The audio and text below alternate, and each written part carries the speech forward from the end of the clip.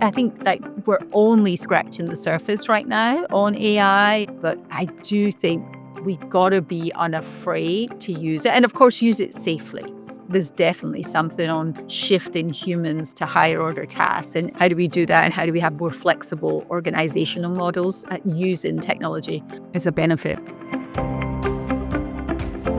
Welcome back to the What Works podcast series.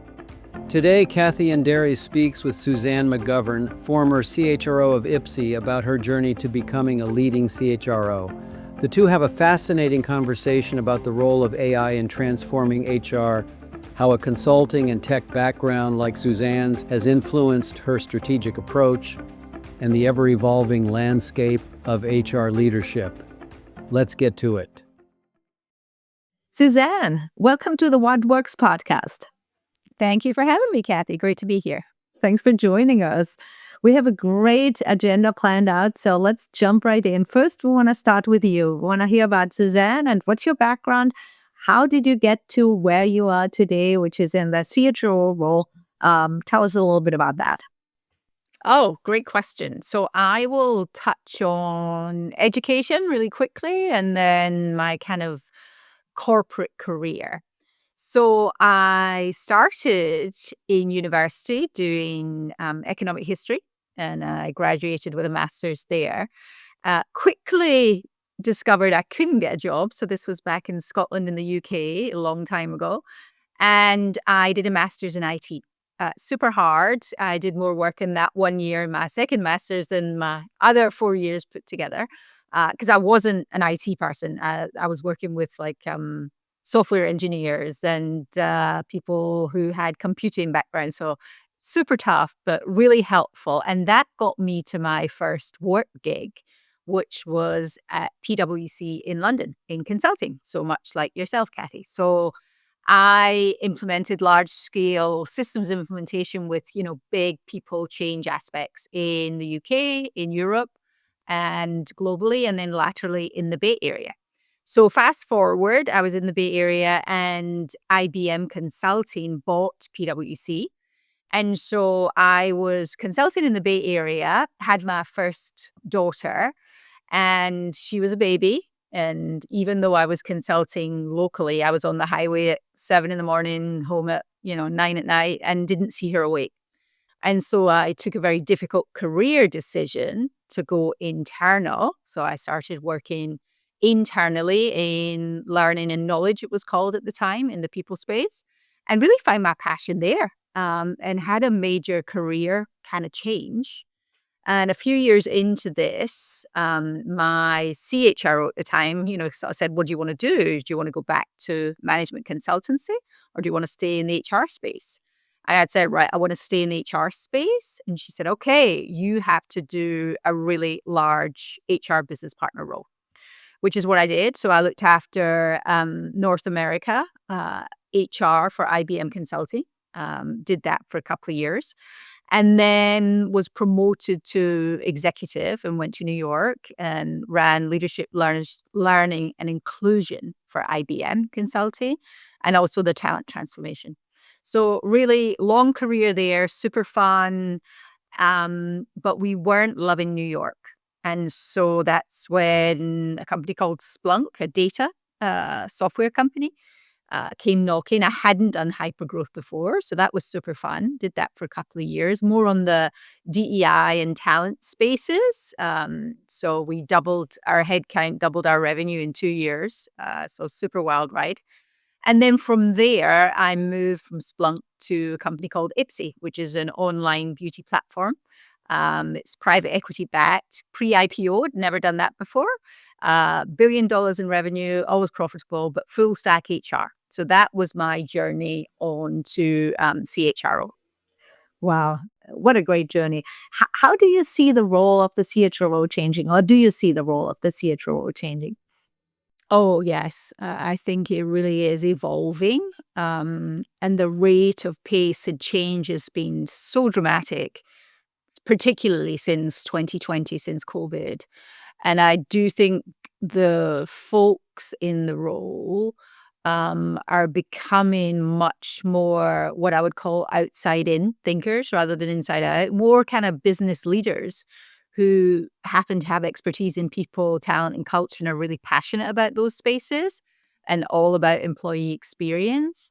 And certainly more consultative, that client service mindset and that everyone is your client, all the internal stakeholders, but also having that outside in perspective of who your customer is, your external customer, who your competitors are, what the business landscape's like, how will you grow? How do you transform? Is it the efficiency agenda? Like, what are you trying to do from a business perspective? And then really using people as a value driver, as a source of unique differentiation and coming up with the right people strategy to meet the business objectives. How does it look like in different organizations? I know you have worked in different organizations, and obviously there were in different industries and different business situations. Can you give us some examples of what this looks like, maybe in different companies, how you leverage people and culture for kind of business advantage and business benefit? Yeah, sure. I will say it's interesting with hindsight. I would say this is probably a bit controversial. The kind of academy level HR experience I had, I didn't realize this at the time at all, was probably IBM. Um, just big, 130,000 people, 17 billion in revenue, and doing things completely globally and at scale. And like back in the day, we were using AI and bots and shared services, like for inference models to define leadership capabilities, big kind of talent models and, workforce planning and org design, but all at a different level of size, scale. And so I think really that gave me the frame of what good looks like. And then fast forward to there, when I think about Splunk, that was much more about culture, employee experience. Like this is 2020 when you're trying to, hire engineers, for example, at Splunk, when you're competing against, well, you can't compete against Google and Meta. So what do you do? And it was really that differentiation around people and culture and the employee experience and making that absolutely as delightful as you possibly can. And then even scrappier on the Ipsy side, but again, that was like mission and culture for me. So Splunk added DEI, and then the mission at Ipsy is to inspire everyone to express their own unique beauty. And so, what a phenomenal mission to be involved in, right? And how, as a CHRO, you can bring that to life in terms of the employee experience, like having the employee experience mirror, if you like, the consumer or the customer experience, and doing that in an amazing way and really bringing the big academy experience from IBM, right? This is what good looks like at scale. And then here's what a cool kind of tech company does in terms of employee experience, and bringing those together and maybe picking and choosing what you need at a much smaller scale, like pre-IPO, under $1 billion, not public yet. So does that answer your question? Yeah, it totally answers the question. I think it's fantastic to hear you got really trained on the job, if you want, at IBM, right? Where there's like incredible complexity, of course, incredible size, and you were doing some fantastic and I think really forward-thinking things even at that time, where I think most companies were not looking into AI, but now I think everybody's looking into AI. And then how you scale that, or how you customize that for different situations in different business areas, and what was most important on like the employee experience, but then also the culture and how you fostered the mission. So really incredible. So what kind of capabilities, what kind of behaviors, what experiences do you feel were most critical, are most critical for your success as a CHRO, and maybe for anybody who aspires to be a CHRO? What should they focus on building?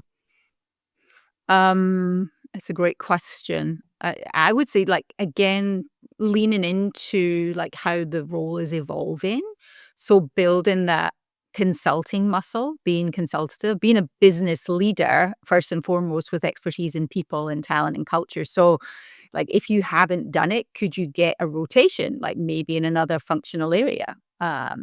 Or if you've been in another area or another company, like how do you bring that to bear? How do you draw the parallels and the learnings and bring that to life in your new area? The other area where I think I would be absolutely trumped by some of my younger generation colleagues is just that agility and nimbleness, like being able to see around corners, which sure comes from experience, but some of it is through technology adoption, new org models, different kinds of enablement. I also really believe this one strongly is that being comfortable without a playbook and with constant change. And I think experience gives you this as well. Sometimes it's okay to say, I don't know. I don't know, but we'll figure this out together. We'll co-create the solution. We'll do it with the business. We'll do it in a systemic way, cross-functionally. There's not been anything I can think of that I've ever done that I've done in the HR vertical on its own that's been successful. Unless it's, don't get me wrong, unless it's like a very building block type thing, right? But if it's more of a solution to a business problem, then you need to engage the other business leaders and collaborate across the business. So I really do think that being comfortable without the playbook with change and then co-creating the solution with other business leaders is critical. I love that. Yeah, I always feel a little bit like when we say, oh, here's HR and here's the business. Well, HR is the business too, of course. 100%. Yep. Take your seat at the table. We're ready with the seat, right? Take the seat and then execute on that. Absolutely. Well, I want to pick up a little bit on a topic that I know is in everybody's mind, and I know you had so much great experience at IBM and beyond, which is AI, of course, and how we're going to use AI in HR.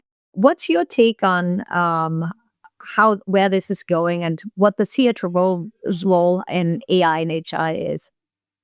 Oh, it's a great question, and it's so big and it's so vast. But I think what we do know at this point is AI is here to stay. So how do we leverage it best for the people and talent and kind of culture spaces? So the one that I think we haven't cracked yet, and the companies who do this successfully will endure, is like, how do you shift humans to higher order problems and opportunities?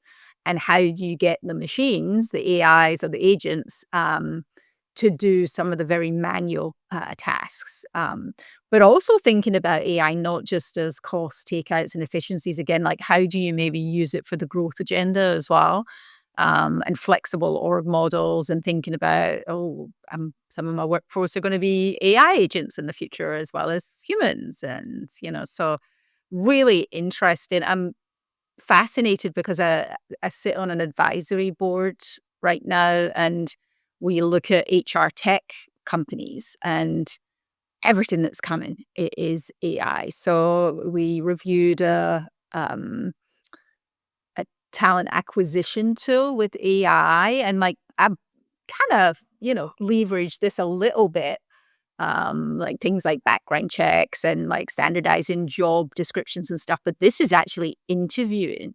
This is like, hi, Kathy, tell me about yourself and different. It was wild to me, but fascinating. And like, when you think about all the opportunities to make recruiting better, like, getting through every resume, not ghosting people, getting back to folks and not having this, like you, I live in Silicon Valley and the amount of recruiters I know who were laid off, from 2020 and, the economic uncertainty. I mean, it's so sad. And these folks were, hired in abundance and then let go really quite brutally in some cases. And how could technology stop us from doing that and really help amazing recruiters? Because recruiters are like, there's art and science to it, right? Like maybe use AI more on the sourcing side, but you still can't substitute a great recruiter. A great recruiter will bring a candidate that maybe doesn't have the three things that you put on the non-negotiables, but you're like, oh, this one's really unique. You should talk to her. And you're like, oh, okay. So I think like we're only scratching the surface right now on AI and, some of the large language models and stuff. But I do think we got to be unafraid to use it. And of course, use it safely. I think that's a big consideration for us working with our partners in legal is, how do you make sure the data is protected, that you're being, careful with sensitive information and you're not sharing, and folks in your organization aren't just, dumping a bunch of employee information as chat GPT and stuff. So lots and lots of, maybe potential risks, but just enormous upside. And I just, it's not just cost takeout. There's definitely something on shifting humans to higher order tasks. And how do we do that? And how do we have more flexible organizational models at using technology as a benefit? Wow. Yeah, fantastic.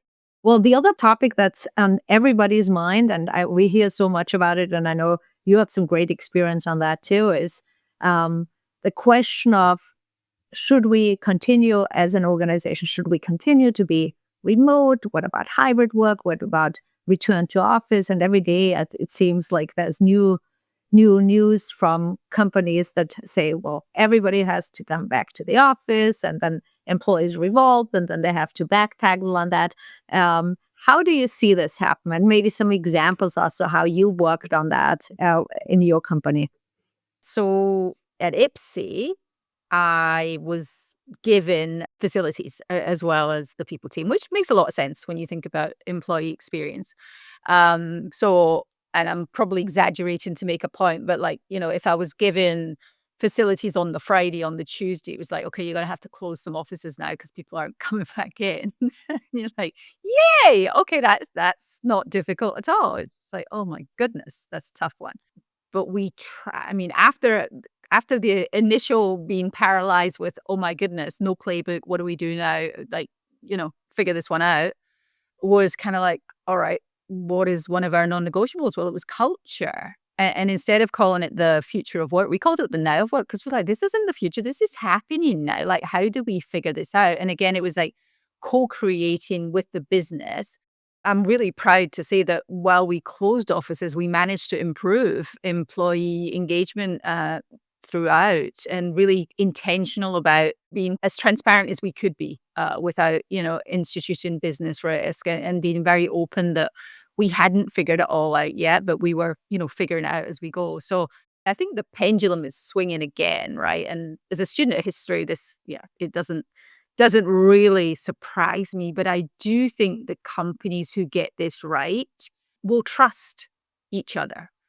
The reality is, we've laid off tons of people as well. And so that trust has to be brokered again. And my personal perspective is probably hybrid, right? There's some things we love about being human and getting together face to face. You got to do some things together. So what is that hybrid model? When do people get together? How often? For me, the employer-employee contract has fundamentally changed. And I don't think we can go back. We can't go back to pre-2020 or pre-COVID. So we've just got to go forward, but again, co-creating the future and figuring it out together. I love that. Yeah, I think that's so important too. You're absolutely right. And co-creating with the employee is absolutely important, right? Because not every job is the same. And of course, for some jobs, the collaboration is so important. For other jobs, it might not be so important, right? So it really depends on what's the nature of the jobs, how teams work together, and what makes people most productive and most well as well. So I think that balance of productivity and well-being, I think really critically important too. So, well, Suzanne, this has been so great. And I know we could talk for a long time, continue talking for a very long time. Any last words of advice or any last tips maybe for our listeners as they are maybe looking at the CHRO role? What should they think about, just as kind of the one thing that maybe HR leaders that are listening in could do in terms of the CHRO role of the future? Oh, wow, that's one piece of Mm, advice. Wow. just Okay. one. Maybe I break it down. Maybe I break it down to folks who are in the role versus folks who are, Oh, aspiring. perfect. The one that I love for folks who are in the role is just, keep connecting with each other, keep building community, share your knowledge and experience, which is inevitably totally different from mine. And so I think that's the way that we learn, by sharing knowledge, by sharing ideas and exchanging perspectives, and just continuing to elevate the role and again, taking the seat at the table. For aspiring leaders, mine's would be that kind of, try and rotate across as many verticals in the function, or indeed maybe a rotation outside of the function as you can. I think it just gives you such an edge and a different lexicon, and also hopefully a level of abstraction that you can take yourself out of your expert domain, the people space, and think about, what does it mean for the business? What are we trying to achieve? What's the business objective? And then the fun part is, leveraging people and culture and talent to meet those objectives. Oh, that's fantastic. And if you were thinking about maybe the CEOs, if anybody is listening as a CEO, how could they support their CHRO in a better way? Oh, that's a great one. Well, some are amazingly enlightened. I will say, I know some CEOs who are phenomenal people, leaders. They get that talent is at the heart of everything they do. I think for those maybe who are not there yet or haven't seen, a great people function in action, or the impact it can have, is just really trying to think of people and talent as a value driver. If you don't, it's likely the biggest cost item on your balance sheet, right? So you may as well do it right. And some of these things that you might think are fluffy, as I mentioned, like engagement, like inclusion, they all impact your bottom line. They're all value drivers. So I think really shifting that mindset from, people as a cost to people and talent and culture as a value driver, it can be amazing from outperforming other companies from a business perspective. It's also a lot more fun. Yeah, a lot more fun. We spend an awful lot of time working. You may as well enjoy it. It's much more fun. Oh, totally agree. Well, on that happy note, talking about fun at work and creating great workplaces, thank you so much, Suzanne. This was fantastic. Thanks for sharing with us. It's been great, great fun. Take care. Thanks for tuning in to the What Works podcast. That was such a great conversation with Suzanne McGovern. She's an experienced CHRO across multiple companies. HR is evolving into a true business leadership function, and her insights on how CHROs can drive strategy, integrate AI, and shape the employee experience were really incredible. Her background from technology and management consulting, what we call a business CHRO, helped prepare her to become a much more business-oriented and consultative HR leader. As organizations continue to navigate change, the best HR leaders will be the ones who think beyond policies and processes and focus on business impact, acting as a true C-suite leader. If you enjoyed this episode, be sure to subscribe for more conversations on the future of HR, leadership, and work.